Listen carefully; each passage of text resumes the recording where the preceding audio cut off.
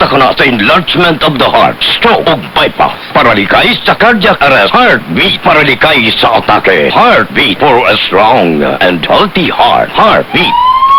Ang heartbeat mapalit sa mga suking butika. Bisagod sa kakapasma sa imong trabaho, muhinayod ka sa kalabad sa ulo. Usali sa Rexidol Forte. Paspas at sofa. In as fast as 12 minutes sa labad sa ulo. Pagaw, hinana, upukan. Rexidol Forte. Paracetamol cafes, the generic name of Rexidol Forte. If symptoms persist, consult your doctor. Miss, basta na germicidal soap gani? Diin man diri eh. Itong ordinaryo lang? 1,700 pesos ni. Ha? 14 pesos ang sabon, plus 186 tambal sa diarrhea, plus 1,500 doktor ug hospital. Suma total, 1,700 pesos kinitanan. Pwedeng ingon ana, kung gipalit nimo, katong ubang sabon diha, trust only Safeguard. Protect against a broad spectrum of germs. Hasta katong mahimong hinungdan og buni, alipunga, bisag diarrhea. Himo na lang na, miss. I won't compromise. Sa safeguard na ko. Ito ang DXDR 981 sa Dipolog, numero 1. Tatak RMN.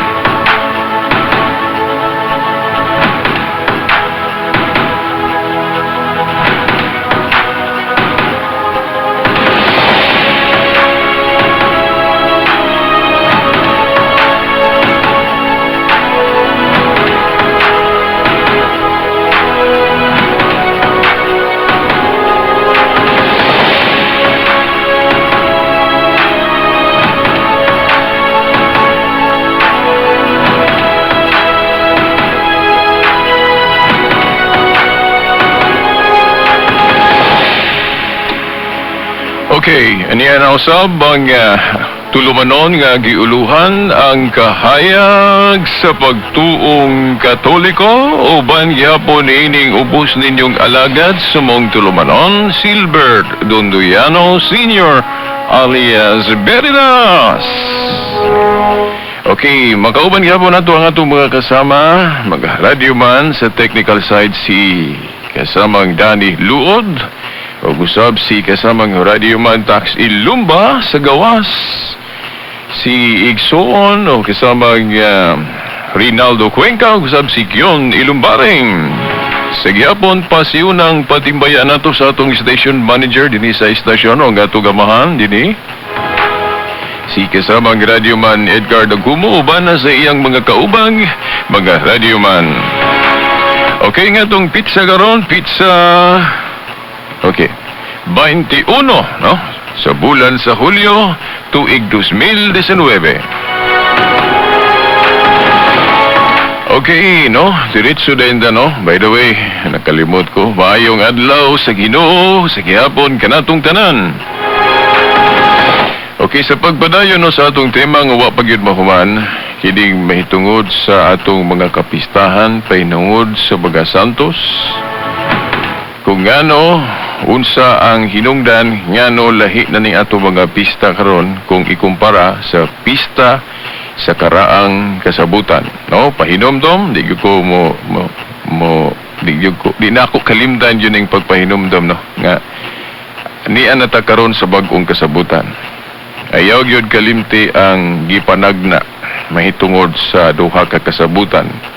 Sa Jeremias 31, versikulo 31 hangtod 32 nga matod pa ni Jeremias, ang Dios maghimo og bag-ong kasabutan nga lahi sa daan.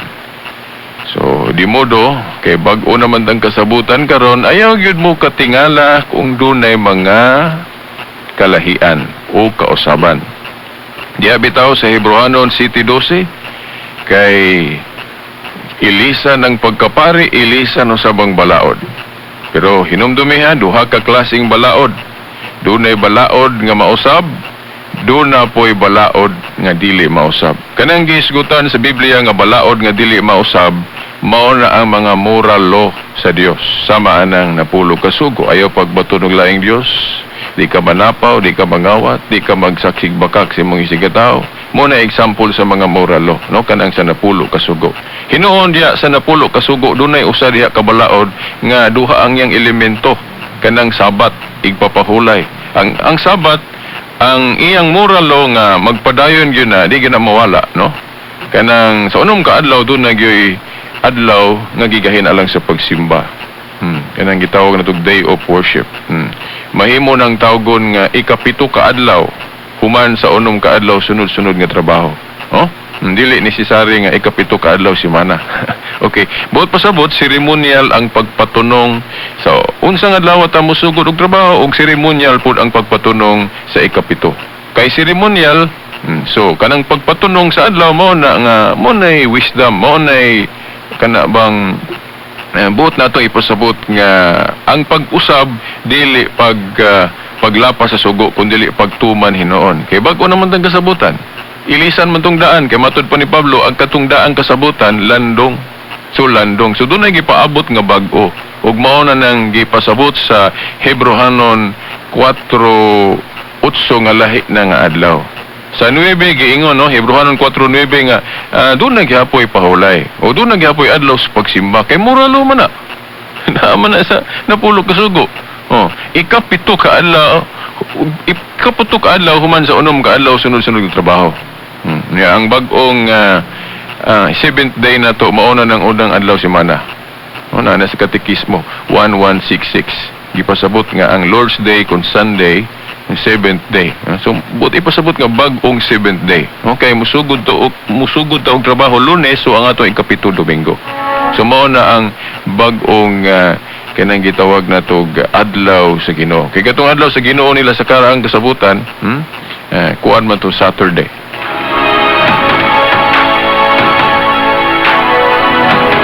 Now, mga igsoon, atong mahinumduman nga ang atong Ginoong Jesucristo diri sa gospel. Kay diri man gud ta makapokus sa gospel. Bitaw kung nakadungog mo akong debate, discussion sa akong uban sa akong higalang igsuon nga dilato hinganlan sa Seventh Day Adventist, no. Kabantay mo sa atong line of argument nga sa maong debate nga sa matag pangutanan nato dili gyud mawala ng sumala sa bagong kasabutan, sumala sa gitudlo ni Kristo. Kay diri lagi sa bagong kasabutan ang atong mediator si Jesus Christ. Subot pasabot nakabase ang atong pagtulunan sa gitudlo gyud ni Kristo sa bagong kasabutan. Dili ta mo base gyud tanan sa panahon ni Moses, kay sa panahon ni Moses lahi man tong panahon ni Moses. Di ba? Si Moses gani, nisugot na lang og divorce. Kay agis gagahi sa mga tao, pero si Kristo di man musugot og divorce. Di ba? Klaro ka na sa Bagong Testamento. Sa daang kasabutan ang ilang silot makalapas ka sa balaod, patyon gyud ka.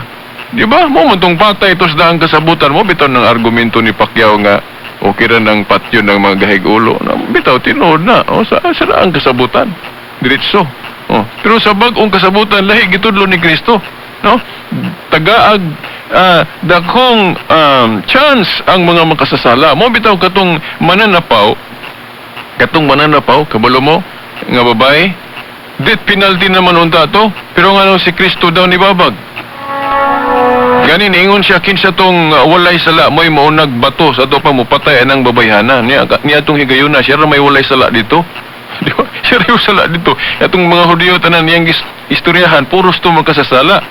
So base sa iyang istorya, kinsa to yung walay sala ninyo, mo'y maunag bato o mapatay. Sa ato pa, sa iyang ipasabot, kung litrahon na tuog sabot iyang gisulti, siya mo'y angayan, mapatay atong babae. Kaya siya ra may walay sala dito. Pero nga nung wala man yapat iyang babae, bot pasabot nga sa bagong kasabutan, usbo na po nato ang atong panglantaw sa mga makasasala. Nga niadto sa daang kasabutan, patay diretso, pero sa bagong kasabutan, no? Sa bagong kasabutan, ipahari ang dakong gugma, unconditional love sa mga makasasala. Mo atong mga pari ron, mo nang nisupak anang death penalty. Physical nga death penalty kagamhanan. Naamang gihapon ng death penalty nga kanang gitawag og espiritual. Di man na mawala. Kay nasa Romas 6:23 ang silot sa pagpakasala maong kamatayon. Di ba? Wages of sin is death. But pasabot na spiritual death, dili na physical death, ha? Kita tanan mo agi gitag physical death. Kanang spiritual death, bisan pagbuhi pagkasalawas, isipon kang patay kung naglunang kas kasalanan, no? Mga mortal sin. Di ba? Na masabot, no? Klaro kayo sa 1 Timoteo 5:6, no? Kung ako malimot sa maong teksto nga katong byuda nga mapatuyangon sa sala, patay na, sa espiritu bisan buhi pa sa lawas, no? Unang Timoteo 5:6, no? Ang byuda bisan buhi pa siya diri sa kalibutan na yung lawas pero giisip na siyang patay. Ano man tungod kay naglunang tas siya sa kasalanan. Siguro so masabot na to nga mortal sin tong iyang mga sala. Ika sa mortal sin gud sa katekismo mo antihay man gud ng sanctifying grace. So dead, spiritual dead juga, spiritually dead, no? Kung makasala tag mga mortal sins, di ba? So mao na nga bisag lakaw-lakaw pa ta buhi tas lawas pero isipon natang patay. Mao na spiritual death, no? Di ba? So kay nainomdom lang ko atong nag hisgot anang death penalty ba nga. O tanawa, Katoliko supak mo death penalty nga naman na sa Biblia. Si Pablo pag yun gaingon no, wages of sin is death. Spiritual death man ang ipasabot diha. Dili man na physical death. Matthew 10:28 ba daw kung ako malimot. Ingon si Kristo, ayaw mo kahadlok sa mopatay sa inyong lawas apan dili makapatay sa inyong kalag. Kana but pasabot na spiritual na nga kamatayon, no? Nga but pasabot bisan pag patyon ka diha, i-assassinate ka diha sa imong pagtuong Kristiyano, patay lang imong lawas pero spiritually you're not dead. Mo bitaw kanang moingon sila nganong sangpit-sangpit mo mga Katoliko ug mga santos nga patay naman na sila. Bitaw physically patay pero spiritually dili sila patay. Pwede silang masangpit na to dito sa langit. Na masabot sa Hebrehanon 12:22 hangtod 23 nga ang mga duulunon o sangpitunon kuno nato sa langit ang Dios, si Kristo, mga anghel ug mga espiritu sa mga matarong nga nahingpit na kinsa man na sila mga santos dito sa langit. Sumaw na kanang mga dili Katoliko, mga separated brothers and sisters nato, sayop sila kung moingon sila nga ang sangpiton ra kuno sa langit ang atong pangayoon tabang ang Dios lang si Kristo.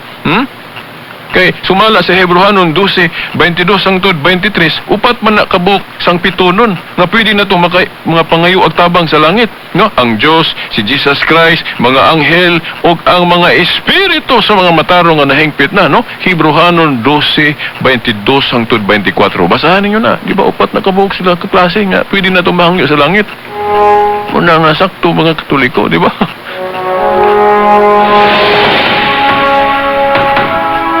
Na Pinadayag Kapitulo 5 versikulo 8, basahan ninyo Pinadayag Kapitulo 5 versikulo 8, no? Kung sabto ninyo na gihulagway diha kay kanang book of Revelation god, mga book of symbols na mga symbolical words gigamit diha, di na sabton yun na to nga litra por litra diyan ay mga sumbingay diyan pasabot taghang kayo, no? Plus anang 666 di na literal nga numero gyud nga 666 nga ipatik diya sa agtang kanang 666 simbolo na sa kadautan, di ba? Now niya tayo si pari topic ana.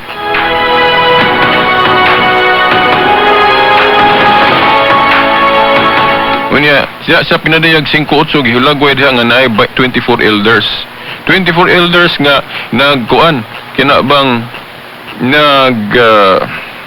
nagpresentar sa kanang gitawag og insenso ngadto sa nating karnero. Kanang nating karnero diha gapasabot na ni Jesus Christ dito sa langit.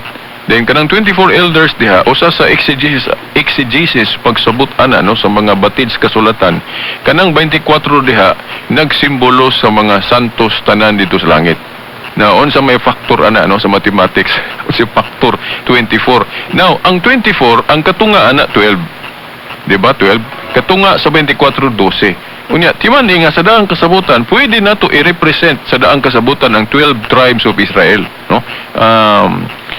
12 kabanay sa Israel. Pwede na to nang isimbolo sa tanang mga nalangit o mga tanang mga santos sa daang kasabutan. Kanang 12 tribes of Israel. 12 kabanay sa mga Israelitas, no? Dayon sa bagong tugon pod, bagong kasabutan, pwede po natong i-represent sa bagong tugon ang 12 apostles. Okay, gipamili ni Kristo pag-una gyud mga disipulo niya 12, di ba? So, kung i-add na to na, i-sum up na to na, paras ko doon ang magkwenta tag 666, di ba? Mugamit man ta nag-addition, paggamit ang kaalam. O, kana pong pag-represent sa daan, kasabutan, o bag-o, pwede na to i-represent to 12 tribes of Israel o ang 12 ka mga apostoles. So, i-add na to ng 12 plus 12, 24, di ba? So, ang 24, mahimo na tong simbolo sa tanang mga nangalangit sa langit. Oh. Ang atong gitumbok, ana, maunang sa, gipasabot sa Hebrehanon 12:22 hangtod 23 nga naghisgot dihag mga sangpitunon sa langit kanabang mapangayuan na tugtabang, no? Ang Dios, mga anghel, si Jesus Christ ug ang mga espiritu sa mga matarong nga nahingpit na mao na mga santos dito sa langit. Unsa may ilang gihimo nung basaha ra gud ninyo sabta pag-ayo base sa pagsabot ng Katoliko, no? Kanang Revelation chapter 5 verse 8. Ang 24 elders diha, no? Nga nagsimbolo sa mga santo sa langit. Unsa may ilang gibuhat? Ilang gipresentar ngadto sa nating karnero ang insenso. Ang insenso diha nagpasabot og mga pag-ampo sa mga tao sa mao na nagsimbolo sa mga pag-ampo ng insenso. No, ila ko nung gitugyan ngadto sa nating karnero nga mao si Kristo. Sa ato pa nagpataliwala day ang mga santo sa langit. Kaya ang atong mga pag-ampo kuno, ilang gihatod ngadto ni Kristo. No, ilang gitugyan nato ngadto sa Dios. Gitugyan nila ni Kristo sa ato pa nagpataliwala sila kay gitabangan ta nilang hatod sa atong mga pag-ampo ngadto sa Ginoo. So, wala man sayop ng intercession of the saints. Communion of saints. Tinabangay sa mga santos nga pagtulon ang Katoliko. Dili na kontradiksyon sa giingon ni Pablo sa unang Timoteo 5 nga usaray tigpataliwala. Kay ang gipasabot anang usay tigpataliwala diha sa unang Timoteo 2:5 referido man na sa tigpataliwala sa bag-ong kasabutan, New Covenant. Kay katong daang kasabutan, no, katong Judaismo nga religion ang giisip nga tigpataliwala ato mao man si Moses. Pero sa bag-ong kasabutan ang tigpataliwala mao si Jesus Christ siya ra. Na kung ang mga santos nakatabang ngato sa langit pinaagi sa paghatod sa ato mga pag-ampo ngato sa Ginoo, dili na sabton nga nagpataliwala sila sa bag-ong kasabutan. Lahi na mga tinahod nga tigpaminaw. Kay ang tigpataliwala sa bag-ong kasabutan si Jesus Christ ra na, pero kanang tigpataliwala nga makatabang pinagi sa pag-ampo o pagsangyaw labi na kung buhi pa sila mao na mga santos.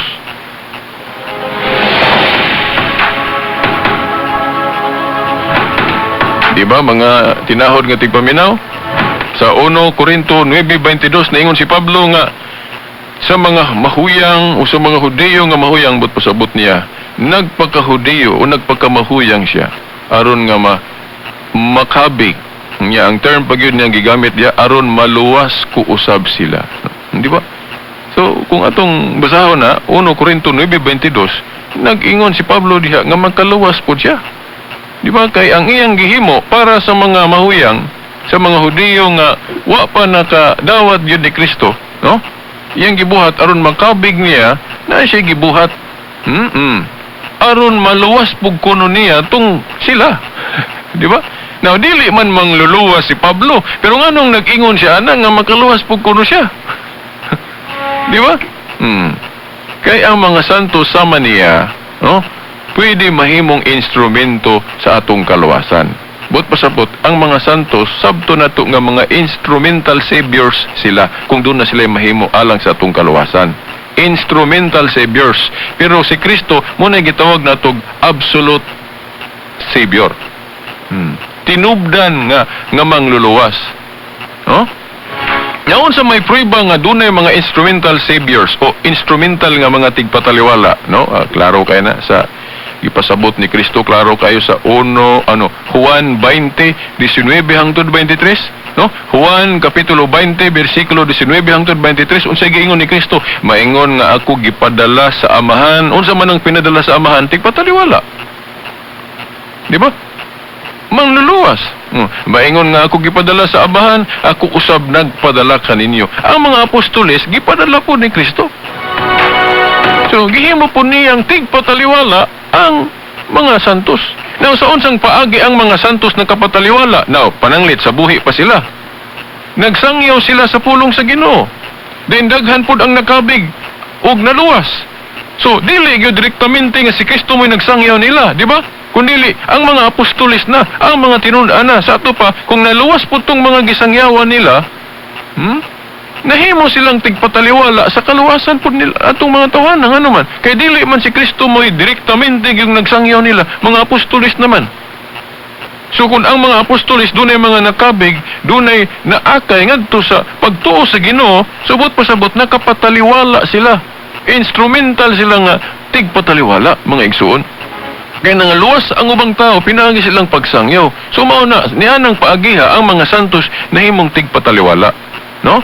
Sa pagsangyaw. Ug diha pud sa mga pag-ampo. No? Sa ilang mga pag-ampo, makapataliwala pud sila. Kana magaling pastor sa born again, makapataliwala magaling na.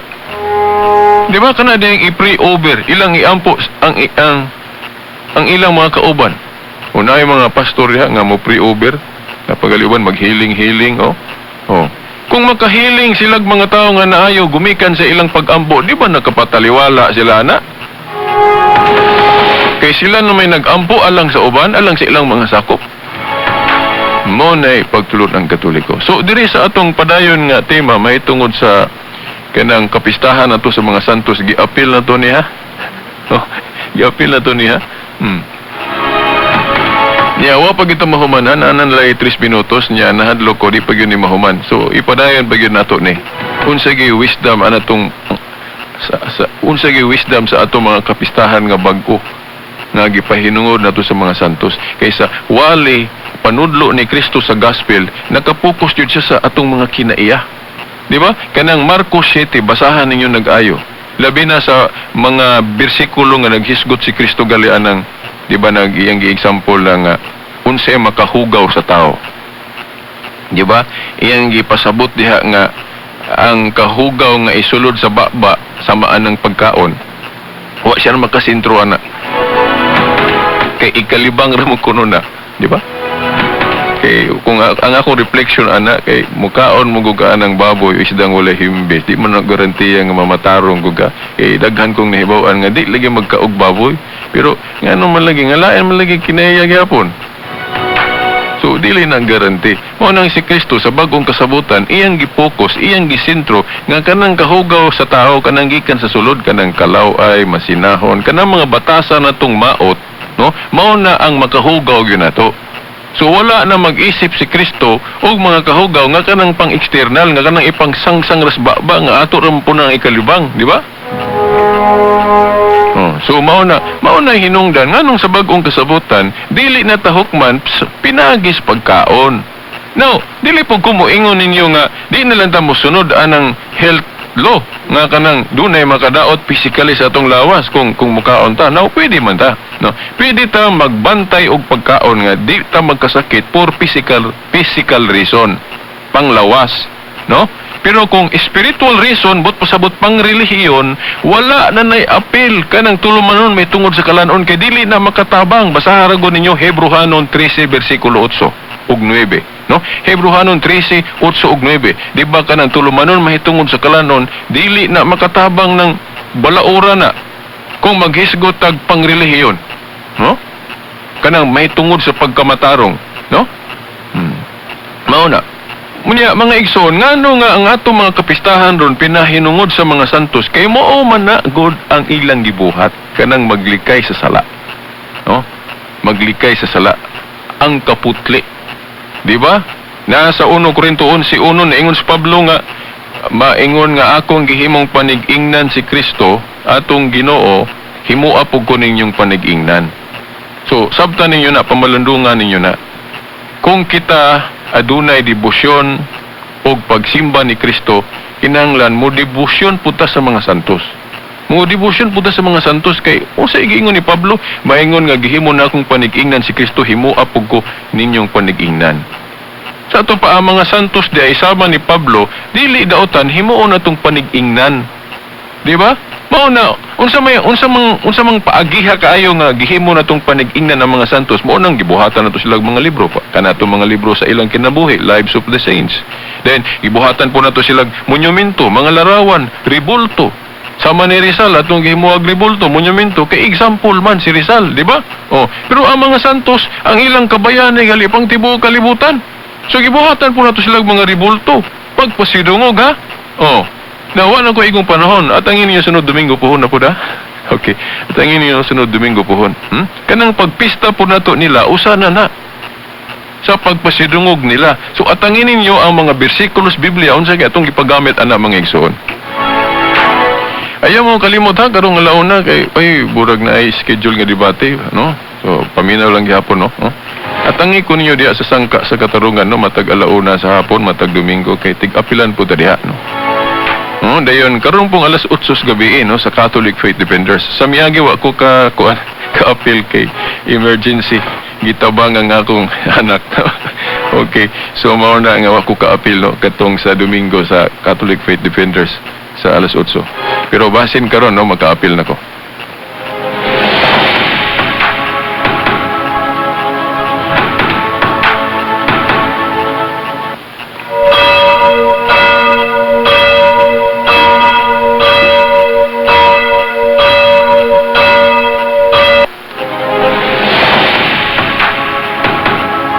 Wala naman tayo ikong panahon, sa ngalan na lang sa atong mahal nga inahan, Mother Mary, mga kadagkuhan sa atong simbahan, no, diri sa Diocese of Dipolog, pinagi sa atong halangdong Monsignor Sibero Kaermari, uban as mga kaparian, hangtod sunod Domingo pohon sa mga oras ug istasyon, sa ngalan sa Amahan, sa Anak, sa Espiritu Santo. Amen.